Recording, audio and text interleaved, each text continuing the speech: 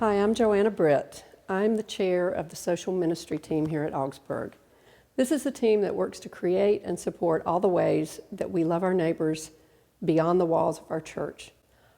On Fridays during Lent, we'll be sharing videos with you that tell the stories of some of the social ministry partnerships. We hope that these brief videos are a reminder that even while we're apart, God is still at work in us. This week we focus on our partnership with Crisis Control Ministries.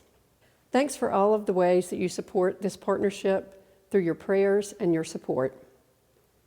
Here's a little background about our partnership.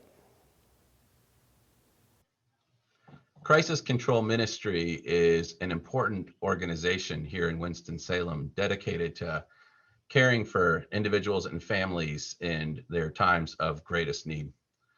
We have a little sign outside on our office door that says, if you are seeking financial assistance, we are unable to help you here. Please contact Crisis Control Ministry. In the early 1970s, religious leaders across downtown Winston-Salem were noticing that that was becoming a trend. And instead of trying to engage in their own efforts, they came together to form an organization that becomes Crisis Control Ministry. And in 1973, it's established to support all those who are in need of assistance. Their vetting system and all that they do to ensure that they're able to provide the proper resources to those who call or come in is a blessing to us. And so instead of us being able to do only a little here on our campus, we're able to do so much more in our shared partnership. We are honored to have with us Margaret Elliott, who is the Executive Director at Crisis Control Ministry and a dear friend. Margaret, welcome. If you can tell us a little bit about why this is so important to you, the work that you and your team do each day, and what stereotypes you want to dispel, and why our partnership is so important. We'd love to hear that. Well, I've been thinking about why the partnership with local congregations is so important. We were founded by local congregations, 48 years ago. And it was intended by the group of founders that we be a central location where congregations can send their people, so usually in the form of volunteers, and send their financial resources so that there be a central place in the county where folks could come who need this kind of assistance, emergency assistance, and be kind of a one-stop shop, that we would be able to address the needs right then and there without folks having to go from place to place to place asking for assistance. So that really is, in a very small nutshell, why we were founded and why it's important that that continue to be the case. And we don't refer people out to churches for this kind of assistance. We want church folks to send anybody that comes to your doors. We want you to send them to us. We feel like we've got the expertise, we've got the volunteers who are trained, and the staff who are trained, who know how to work with folks who have an emergency financial crisis. And so that's what we do every single day, and don't expect people that don't do that every day to do that well. So I guess that's kind of, why I think it's important that we exist. Some of the misconceptions and stereotypes that I run into a lot is, there is no typical client at Crisis Control and at a lot of our places. Anyone, and a lot of people in congregations experience, and we all experience, emergency financial crisis situations. For a lot of us, we have family members and networks where others can help us, and for some, they don't have the people that can help them.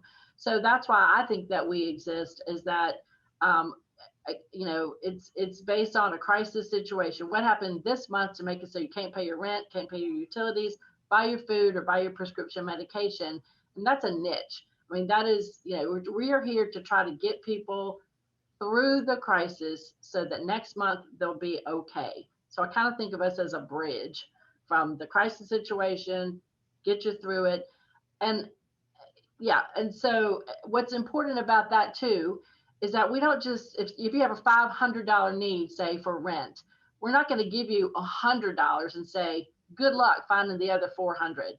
We'll give you the 500 to get you through the crisis. So that's really important. And we're just fortunate that we have great community support that we're able to do that. So that's been a real philosophical difference between us and some other emergency assistance agencies across the state, because we all do things differently, and that's okay.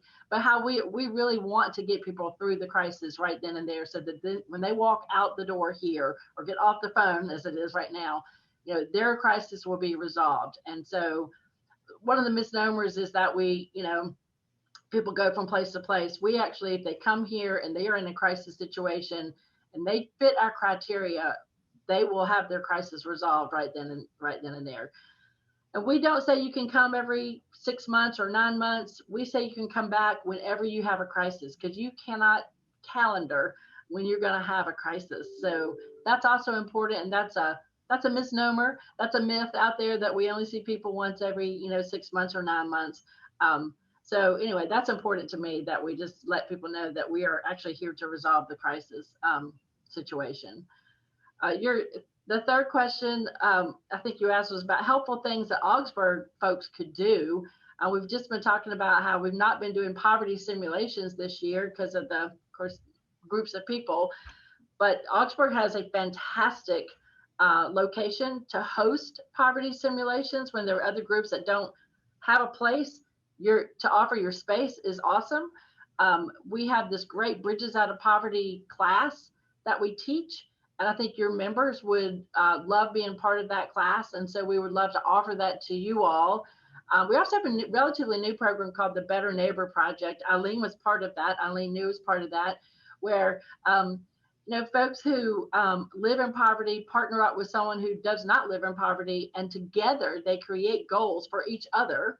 And so they try to become friends. I mean, it's just working through, just creating a network with the two of them to try to meet goals for each of them, helping each other. And so just understanding what that network is. So I think that would be a great partnership for Augsburg. And you all have been such a fantastic partnership, a partner church with us for so long, since the beginning of our time. You've sent volunteers. We would love to continue to have volunteers.